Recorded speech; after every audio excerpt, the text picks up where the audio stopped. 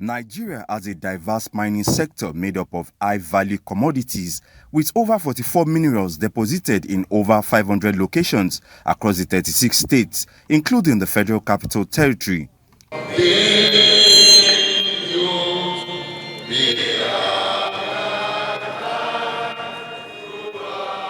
This lecture, organized by the Old Boys Association of the Government College Ibadan, is a strategic attempt at championing the discourse to revive the mining sector, unlock its potentials, and diversify our economy away from crude oil.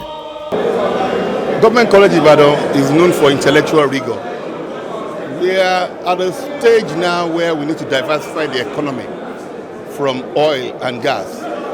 So it's a privilege that an old boy of the school is the Minister of Mines and Power and is in a position to espouse where we're coming from, where we are, and where we're going.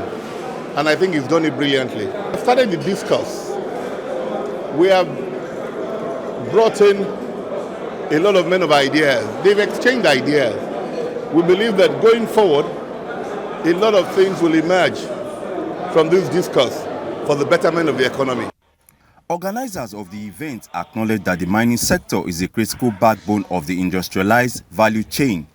To this end, government says it will prioritize certain minerals to drive the growth of the sector and the economy as a whole. It's been all talk all these years, but for the first time in this country, and I stand by that record, President Muhammadu Buhari is the first president, singular honor, to have granted the kind of funding that's required to project the sector.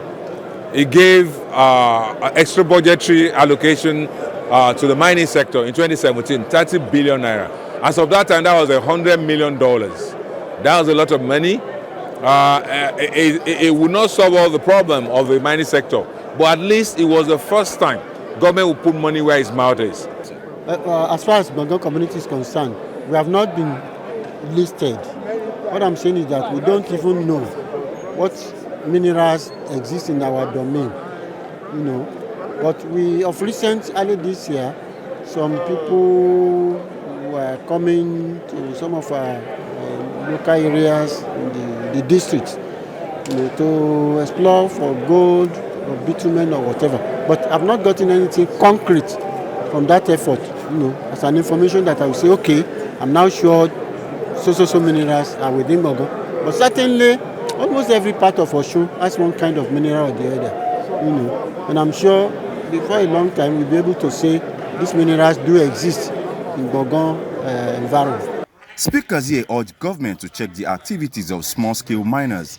They also craved for viable policies, provision of accurate data, and a deliberate attempt to check the spate of insecurity.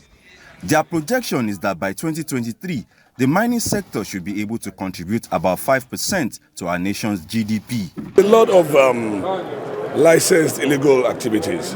Like for instance, in my community, which covers about 106 square kilometers, there's someone licensed to mine in my community, for instance, which I never gave consent, which the Oba before me never gave consent. It was there for 48 years.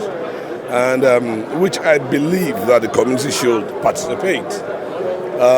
We don't want to be participants, just being security men. We want to actively participate in the mining activities. You observe presently, you see incursion of Chinese on our land. Nigerian also has potential of these minerals of the future, minerals that the whole world is looking for future energy and of course for future economy as well. So I believe that if you can harness all this, if you can keep focus, just as the minister has said, if you don't lose focus, in maybe about a decade or so, the mining industry will regain back its lost glory. Bedrock of unleashing the potential in this sector is getting the data, and getting the data that you have bankable reserves that can be exploited, and that's when you can attract investor. An investor is not going to spend his money to start fishing about here and there to see whether are there bankable. So state governments, national governments have a role to play in producing and procuring that bankable data in order to attract investors. The mining sector can contribute immensely to the growth and development of the Nigerian economy. However, for the benefits to be seen, there are certain institutional, legislative and operational bottlenecks that needs to be addressed to ensure the smooth operation of key players in the sector. Olutayo Famous Cole, Arise News, Bogon.